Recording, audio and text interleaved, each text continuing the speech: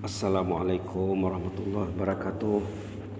Bismillahirrahmanirrahim. Alhamdulillahirabbil alamin wa bihi nasta'in ala umuri dunya waddin.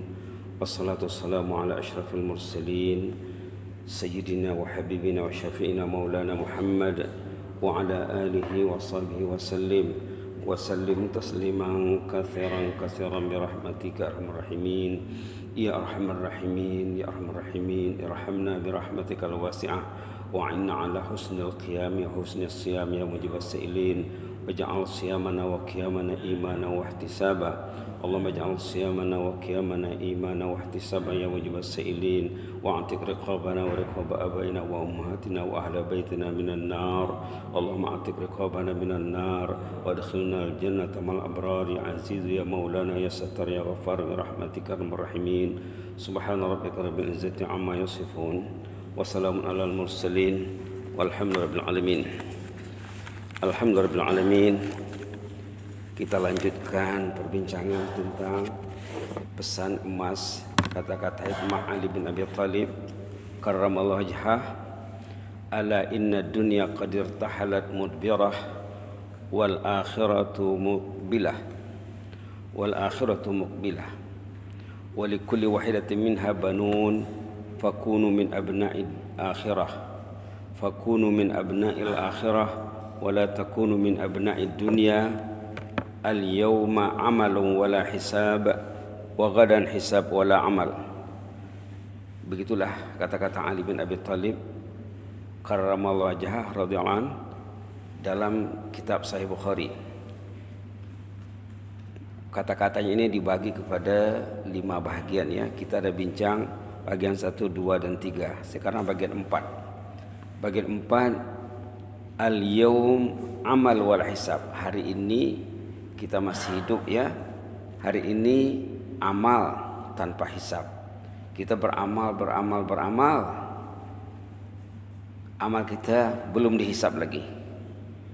Wa gadan hisab wal amal.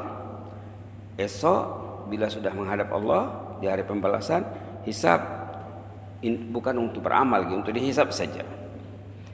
Maksudnya di sini era dunia negeri amal. Beramallah sebanyak mungkin. Kautlah sebanyak-banyaknya kekayaan dan aset akhirat. Rebutlah amal singkat, nilai berlipat, terutama dalam bulan Ramadan, bulan penuh berkat nih ya. Malah raihlah amalan berkekalan nilainya setelah Anda terbaring kesepian dalam liang lahat. Subhanallah.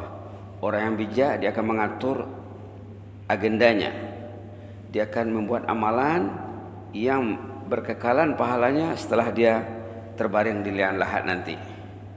Orang yang gagal mentadbir pekerjaannya, tidak siap-siap untuk hisab, dan ramai di antara orang yang tidak cukup bekalan hidup. Subhanallah ya.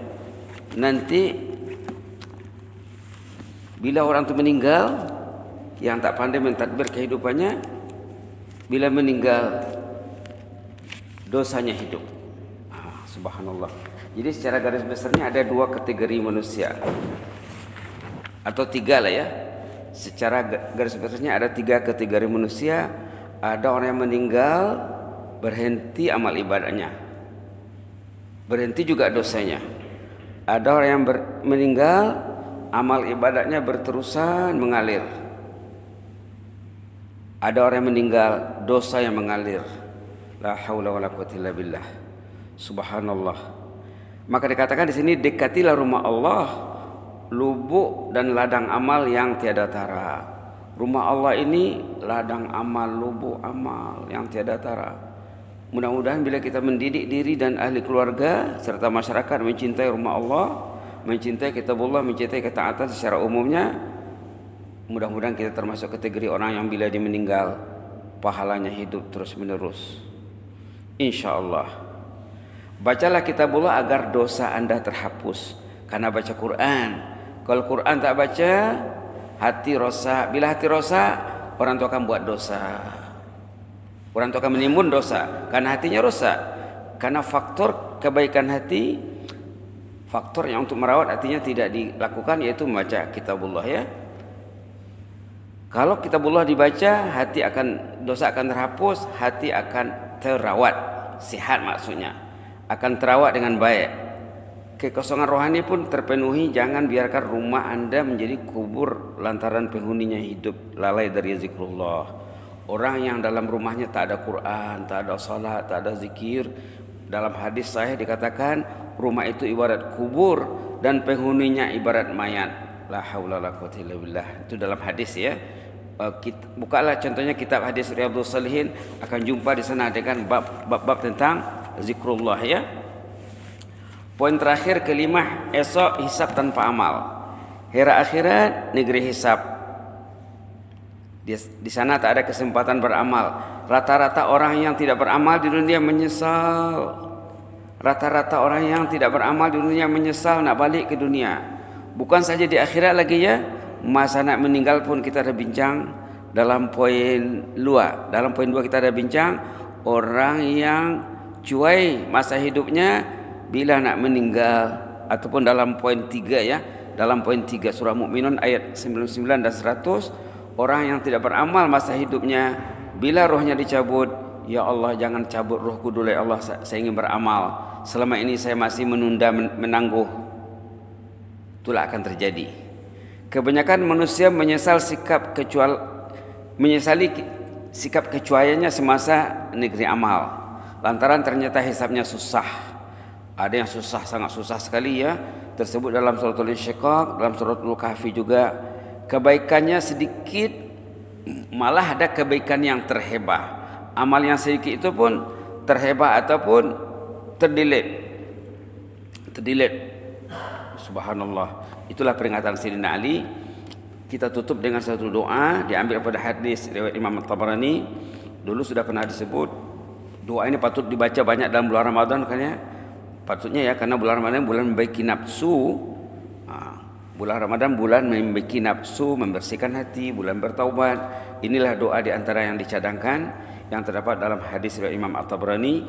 Allahumma inni as'aluka nafsan bika mutmainnah tu'minu biliqa'ik wa tarda biqada'ik wa taqna'u bi'ata'ik. Doa nafsul mutmainnah ya, agar Allah menolong kita mendidik nafsu kita menjadi nafsul mutmainnah yang disebut dalam surah Al-Fajr.